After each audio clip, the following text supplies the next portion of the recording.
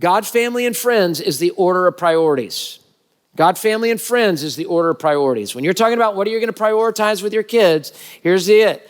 God, family, friends. Now, friends are going to try to sneak in there, kids, to be more important than God or more important than family. But let me tell you what, you're going to have a lot of different friends in your life. You're only going to have one family. And so you want to make sure that that's right. Let me give you an illustration from baseball. You'll see players that will play on numerous teams, but there's only one team that they get to choose to be in the Hall of Fame with, right?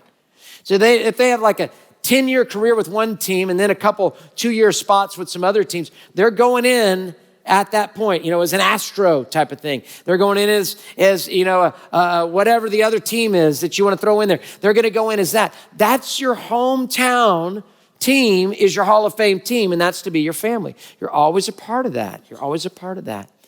Frazzled families, number 2, frazzled families fragment. Say that 10 times fast later today. Frazzled families fragment. Don't overcommit. Weigh the cost versus the value.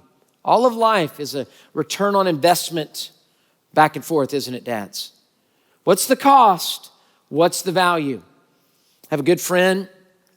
He's a trainer of professional athletes. And he actually, Kelly and I train with him as well, which is a joke that he lets us to do that. And it's funny because just a while back, the normal people were on one side and then he put all the professional athletes on the other side. And I told him, I said, I'm so glad you got those professional athletes away from us. I mean, they are messing up my workout big time. We need them over there type thing. Here's what he told me and it chilled me. I said, what do you think about youth sports these days? He said this. For every one Tiger Woods, there's 1 million kids that hate their dad. For every one Tiger Woods, there's 1 million kids that hate their dad. Now, does that mean it's got to be one way or the other? That's not what I'm saying at all. I'm just saying we got to weigh the cost and the benefit of everything that we do that takes away from family time. It takes away from family time. Socrates said, I hate to see how you claw and scratch to get all these things for yourself and you don't take care of your kids. So we've got to be able to develop the core frazzled families fragment. Don't overcommit. Be very careful that you spend time to sit together. Next, quality and quantity time are necessary. Quality and quantity time are necessary. Sometimes we say, well, it's just quality time. It's not. It's quantity time too. We got to spend a lot of time with our families, and that's a key thing.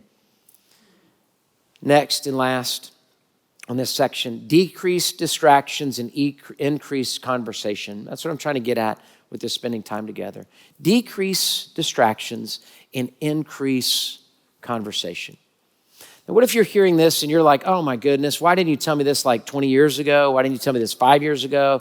Why didn't I hear this before? Let me just tell you, Dad, don't have guilt. Don't beat yourself up. You did the best you could. You did the best you could. And be able to let the grace of God, the fatherhood of God, wash over your heart. Ask for forgiveness where you need to ask for forgiveness. Trust in the Lord deeper where you need to trust in the Lord deeper. Make it right where you can make it right. We aren't always given the opportunity to make it right. But if you can, then you can do that. But to be able to allow the Lord even to show his love for you. There's never been a perfect dad. And if you were a perfect dad, they wouldn't need Jesus. Hey, thanks for watching. To find out more about Houston's First, you can subscribe to our channel or you can go to houstonsfirst.org.